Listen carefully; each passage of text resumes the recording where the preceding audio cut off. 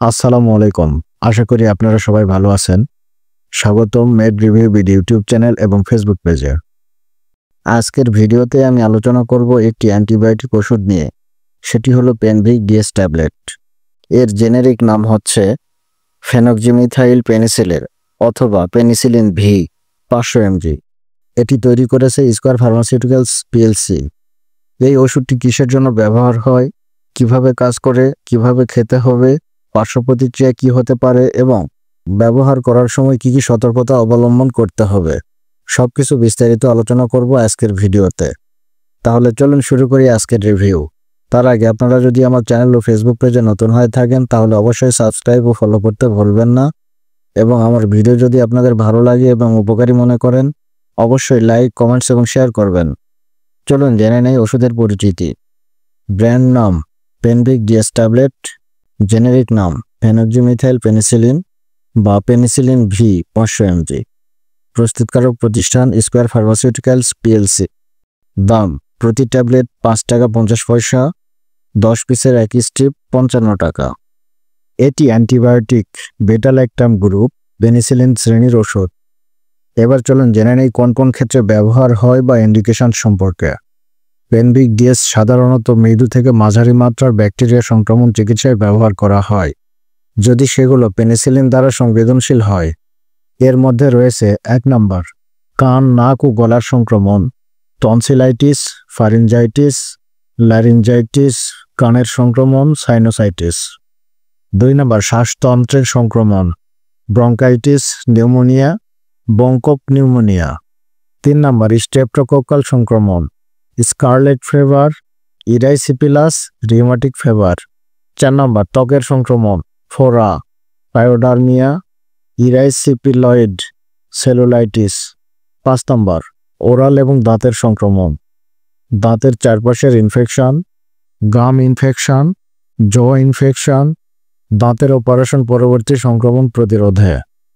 6 নম্বর prophylaxis বা প্রতিরোধমূলক ব্যবস্থা, scarlet fever প্রতিরোধে, রিউমাটিক ফিভার পুনরাবৃত্তি প্রতিরোধে, দাঁতের অপারেশন বা এক্সট্রাকশনের পর হাই রিস্ক রোগীদের সংক্রমণ প্রতিরোধে। এবার চলুন জেনে নেই পেনভিক কীভাবে কাজ করে বা ফার্মাকোলজি সম্পর্কে। পেনভিক ডিএস হলো পেনিসিলিন শ্রেণীর অ্যান্টিবায়োটিক। এটি ব্যাকটেরিয়ার সেল ওয়াল সিনথেসিস বন্ধ করে দেয়, ফলে ব্যাকটেরিয়া মারা যায়। এটি প্রধানত গ্রাম পজিটিভ ব্যাকটেরিয়া এর বিরুদ্ধে কার্যকর। পেনিসিলিন ভি এর বিশেষত্ব হল এটি অ্যাসিড স্টেবল, অর্থাৎ পাকস্থলীর অ্যাসিডে নষ্ট হয় না এবং খাওয়ার পরেও কার্যকারিতা বজায় রাখে। এবার চলুন জেনে নেই ডোজ ও সেবনবিধি সম্পর্কে। অবশ্যই চিকিৎসকের পরামর্শে ব্যবহার করতে হবে। প্রাপ্তবয়স্ক 250 থেকে 500 mg বা 1 ট্যাবলেট প্রতি 6 ঘন্টা অন্তর। শিশু 1 বছরের বেশি 125 থেকে 250 mg প্রতি 6 ঘন্টা অন্তর।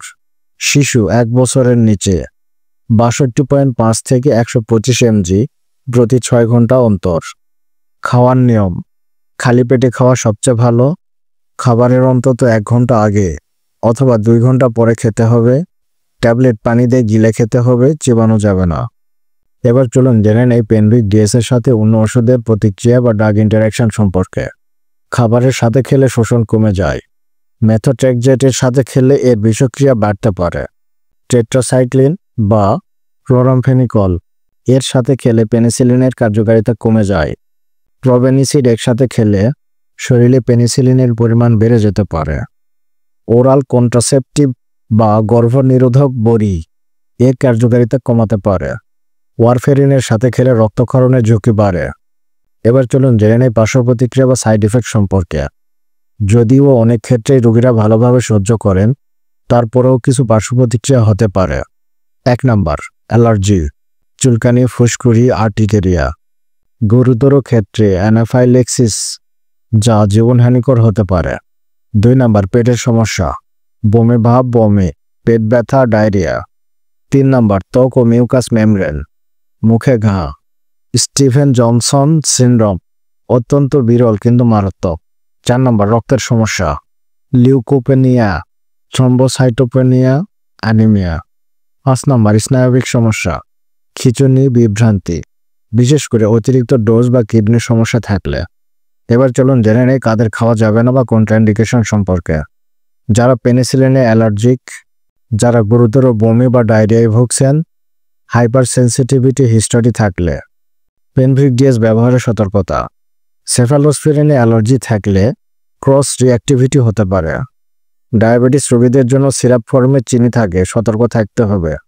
দীর্ঘদিন খেলে রেজিস্ট্যান্স ব্যাকটেরিয়া তৈরি হতে পারে। গর্ভবতী ও স্তন্যদানকারী মায়েদের ক্ষেত্রে চিকিৎসকের পরামর্শে খাওয়া নিরাপদ। ওভারডোজ বা অতিরিক্ত সেবনে কি হতে পারে? সাধারণত বিষাক্ত নয়, তবে উচ্চমাত্রায় খেলে খিঁচুনি, এনসেফালোপ্যাথি হতে পারে। প্রয়োজনে হেমোডায়ালাইসিস করা যেতে পারে। এই ছিল আজকের ভিডিও পেনভিক-ডিএস ট্যাবলেট নিয়ে। আমরা দেখলাম এই ওষুধটি মূলত ব্যাকটেরিয়া সংক্রমণের চিকিৎসায় ব্যবহৃত হয় এবং অবশ্যই এটি রেজিস্টার্ড চিকিৎসকের পরামর্শ ছাড়া ব্যবহার করা উচিত নয়। মনে রাখবেন, অ্যান্টিবায়োটিক কখনোই নিজে থেকে খাওয়া উচিত নয়। ভুলভাবে খেলে ব্যাকটেরিয়ার রেজিস্ট্যান্স তৈরি হয়ে যায়, যা ভবিষ্যতে বড় সমস্যার সৃষ্টি করতে পারে। আশা করি ভিডিওটি আপনাদের ভালো লেগেছে। যদি উপকারী মনে হয় তাহলে লাইক দিন, কমেন্ট করুন এবং বন্ধুদের সাথে শেয়ার করুন। আরও ওষুধ রিভিউ ভিডিও পেতে সাবস্ক্রাইব করুন আমাদের চ্যানেল। ধন্যবাদ সবাইকে। ভালো থাকবেন, সুস্থ থাকবেন। দেখা হবে পরবর্তী ওষুধ রিভিউ ভিডিওতে। আল্লাহ হাফেজ।